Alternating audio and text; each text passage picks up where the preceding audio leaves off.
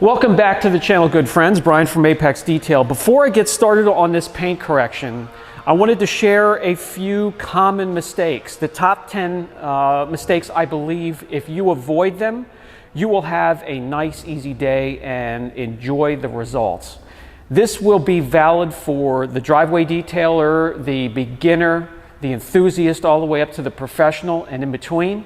And we will revert to the whiteboard or the eraser board over here. I do have props set up with some visuals that will also aid at what I'm trying to get across.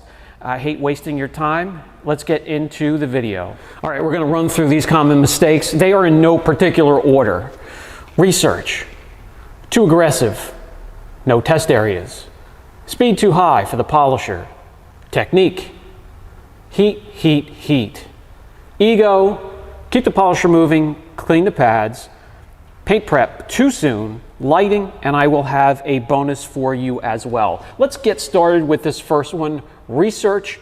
What do I mean by that? Starting with research.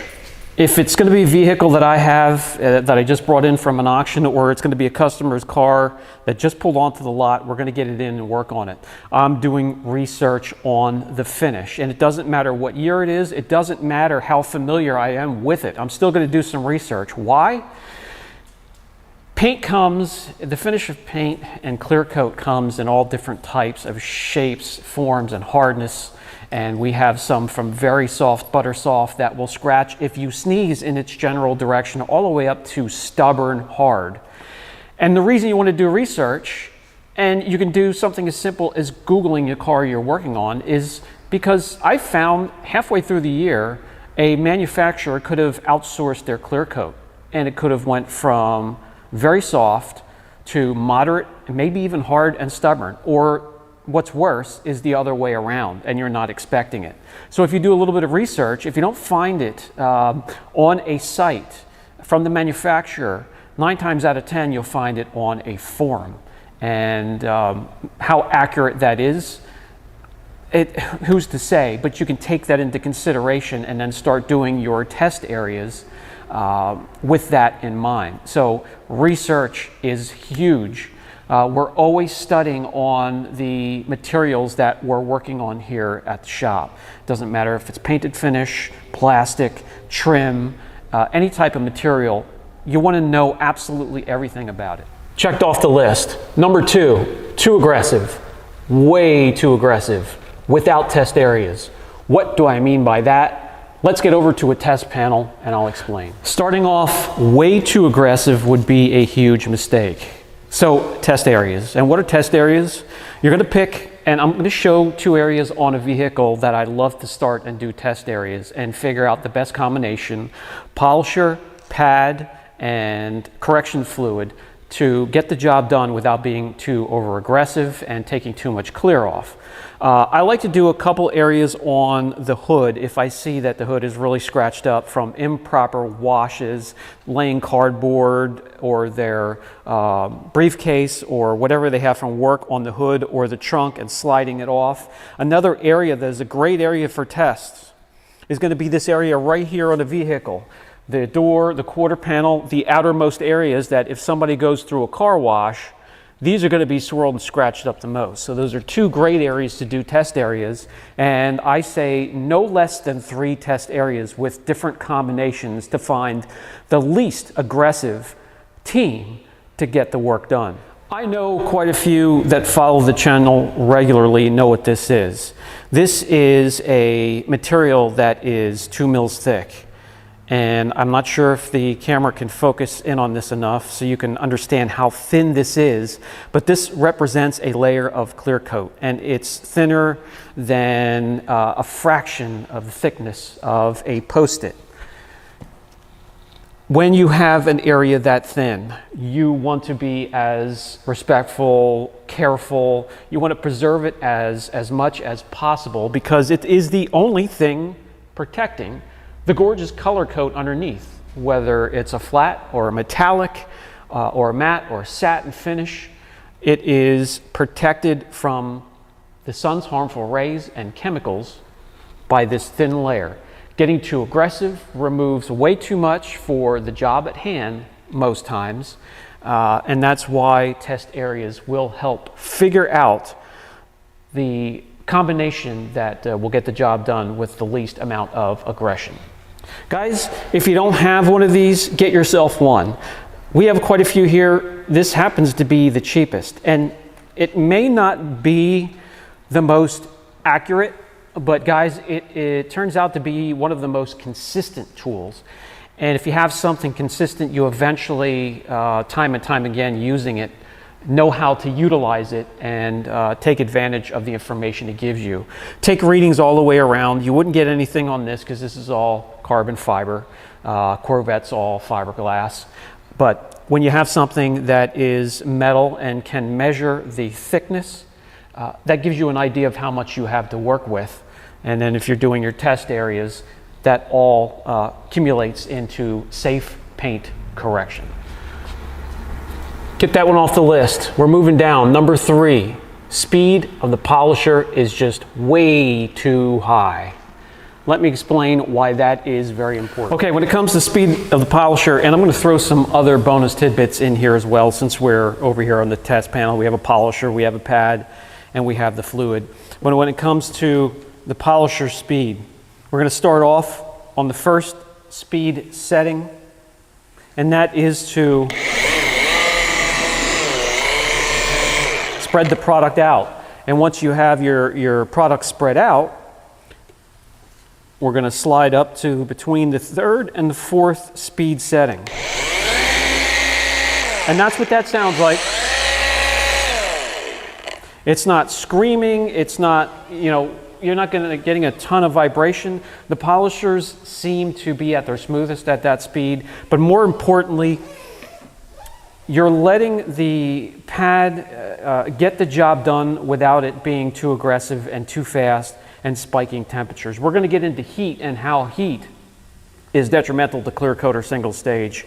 But between the 3rd and the 4th speed setting, that is the sweet spot for most polishers, giving it enough time to do the correction fluid and the polisher time to do its work, but not crazy fast, spiking temperatures, and just getting way out of control. And while we're on subject of control, I also want to show you with most of the correction fluids out there, I've heard 3 pea-sized drops. I like more on what's closer to marble-sized drops or grape-sized drops. And it seems to be the perfect, you don't want too much product on your pad where it pushes the pad away from the surface or it floats, because the pad is doing more work than anything else when it comes to paint correction. The pad is the most important part of the paint correction. The correction fluid just helps in, it aids and is a good teammate to the pad, adding a little bit of abrasive and also just enough lubrication that you can glide across the panel. So again, down to the 1st speed setting, tap out your product, turn it on to the 1st speed setting to spread it out. Bump it up to the 3rd speed setting between the 3rd and 4th, whatever you're comfortable with, to do the correction.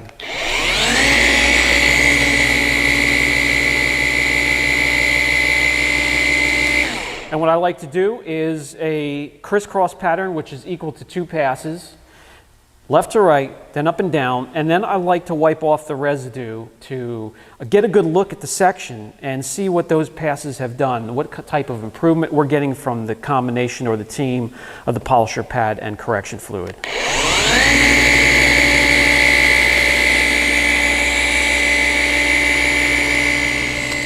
All right, we have speed checked off the list. We're moving down to technique. This is going to be a quick, simple, easy segment of this video. Let's get to it.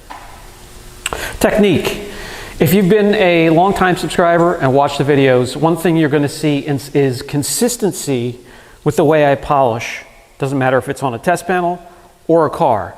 And that's going to be methodical, slow, deliberate movements under control with the polisher.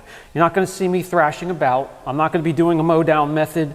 I want to know that I'm getting a cut or a level from this side of the panel to that side of the panel that is even and consistent. And that's why I use that method with the polisher under control, the speed where it's at, pressure. Pressure is going to equal a firm handshake. It's the only way I can describe it into words, how much pressure I'm putting down. It's just going to be enough that it gives the pad and the polisher enough energy or force to get work done, but not too much where you're getting over aggressive and then also spiking temperatures once again. I hope that makes sense. Check off technique. And if you want to know about technique, again, just watch all of my paint correction videos. It's the same technique every time. The next category, heat, should have been number one, because it's one of the most important parts of correcting or polishing your car you need to know about. The technique that I just showed you is not only important in giving me information that I'm getting an even cut, but it also controls temperature, every single aspect, with the speed of the polisher, the pressure, and also movement, keeping it moving, and then also doing a crisscross pattern, which is equal to 2 passes, and then stop and wiping it down. That gives me a chance to let the panel cool down. You want to have the area you're working on be within 20 degrees of the ambient temperature of the rest of the panel. I hope that makes sense. Let's go over to the whiteboard and I'll show you what happens to the area being corrected compared to its surrounding areas. Okay, this will represent the primer layer. This will represent the color coat layer. So primer, color coat, clear coat layer. This is if you're looking at the panel from the side and everything is the exact same temperature all the way across. Once you start working and polishing an area, it's going to swell. So the clear coat layer will swell. Color coat layer swell a little bit less. Primer coat layer will swell a little bit, but even less. And the reason is because of the heat. Ambient temperature, 72 to 75 degrees. This can spike up to 120, 150, and higher. And it will cause those areas to swell where the rest of the panel is just at its natural state. That is a lot of stress and pressure on the clear coat, the color coat layer, and even the primer layer, which are, by the way, all made of different materials and will swell in different ways and expand in different ways because they are different materials. Something to keep in mind, and something that can cause failure if it's repeated and done improperly and is drastic. On the test panel, I'm going to now show you how quickly you can spike temperatures just by polishing in a narrow area.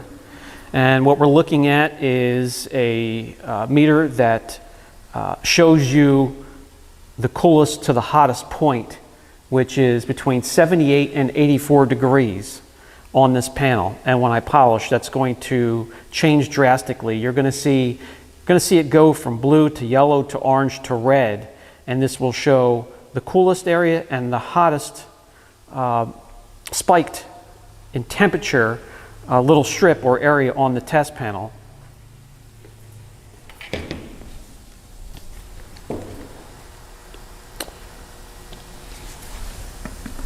And we'll do that right here.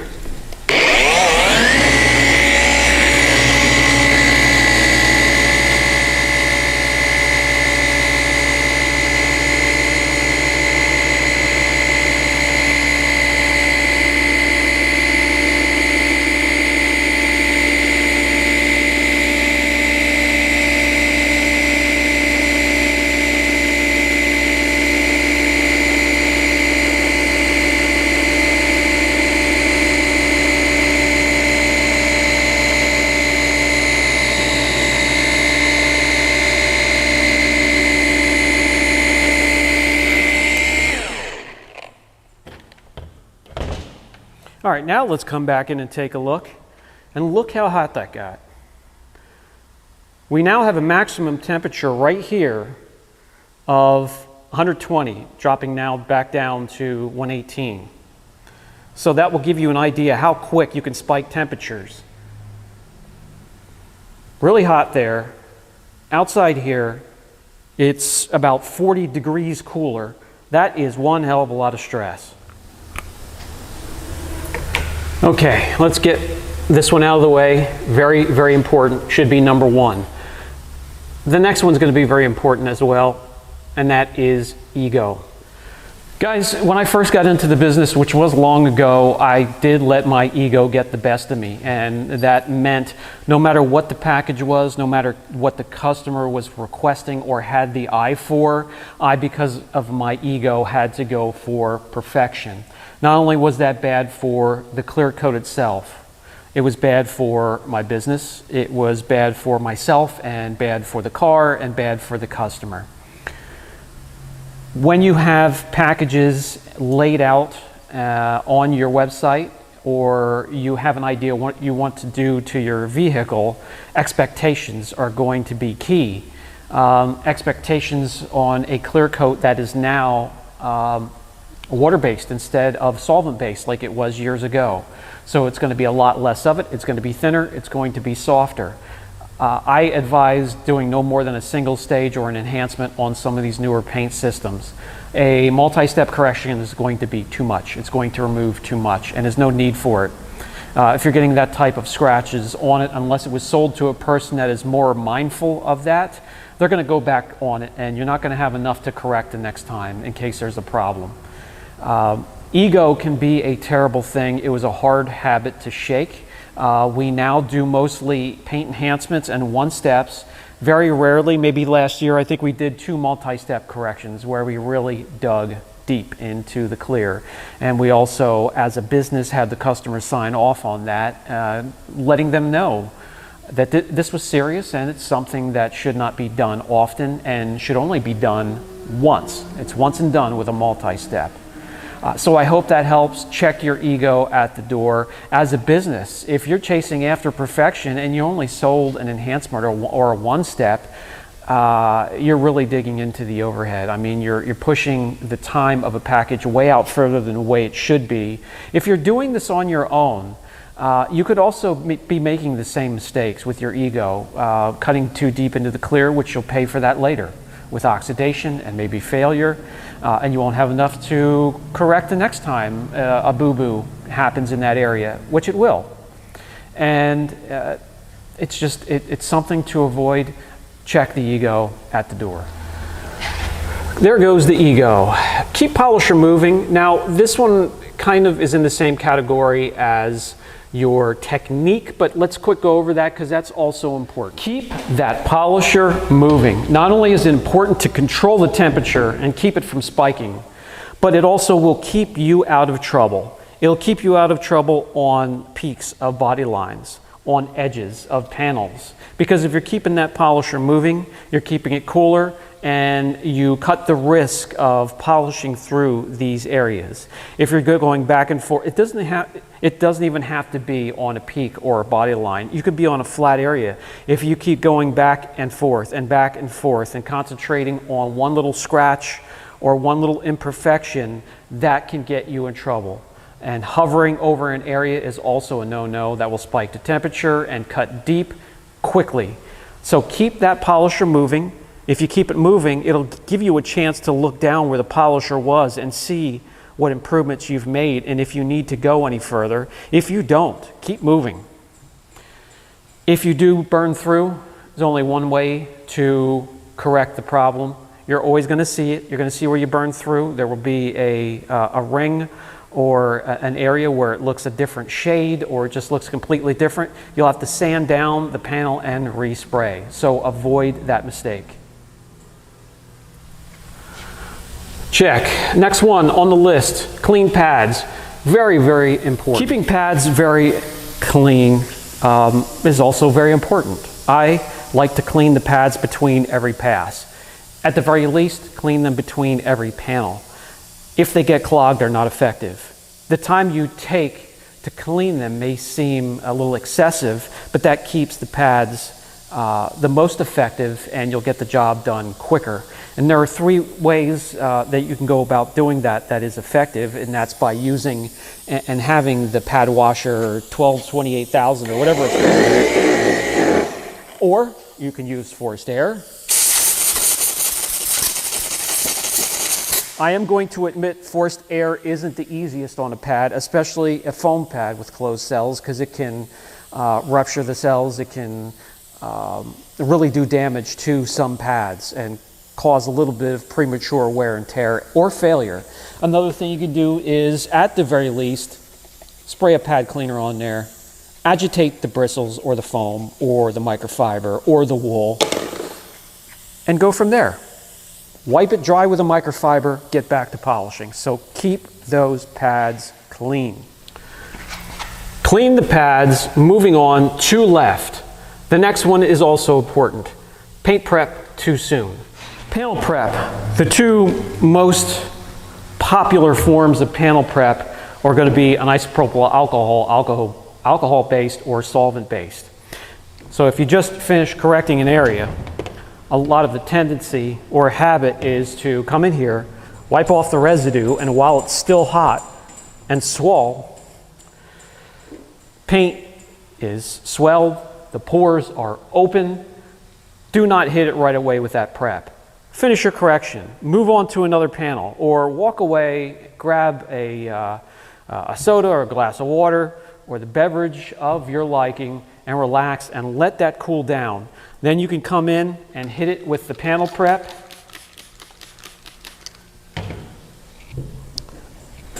Work the area, check your work, and if you need to go over it, go over it. But once, especially a solvent-based gets into swollen paint and the pores that are open, it can take days, even weeks, for that solvent to evaporate from the pores of the finish, either single stage or clear coat. It's a little bit less time for an isopropyl alcohol mix, but still can keep painted surfaces, clear coat, single stage, swelled up. You want to stay away from that habit. Wait till it cools down, then do your panel prep and check your work. Let's jump to the last section here, lighting. Yes, the hex lights, very cool for pictures, cool for videos, not bad for washing, not bad for coating, not bad for putting PPF on a car. For paint correction, they absolutely suck and are very distracting. I like linear lighting, and I like one source of lighting from about a 45-degree angle. So if I'm working on this vehicle, I will put that light right there on an angle, and I'll turn the rest of them off. So it's actually darkroom correcting with just one source of light at the perfect angle. Seeing your imperfections, seeing them clearly is going to be a quick and easy way to catch imperfections and remove them. Something distracting like that is not for me, maybe for you. It is subjective, but linear lighting on an angle, darkroom lighting, so one source, in other words, is something to be mindful of. Let me know down in the comment section how you like to light your workspace when paint correcting. How about a bonus before we end the video? Discipline, which kind of runs hand in hand with patience. We often get pressured, if you're doing this for business, into having to jump into the next job and starting to rush. Discipline in technique and patience, just being methodical in everything you do, and don't get pressured into rushing. When you rush, you run into problems, you run into mistakes.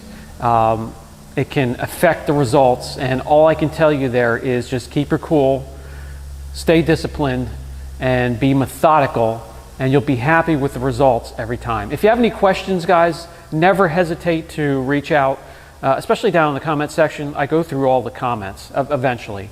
I may not be able to answer every single one on every single video, but I do my best. This has been Brian from Apex Detail. I hope the video helps, and I'll catch you in the next one. My gosh.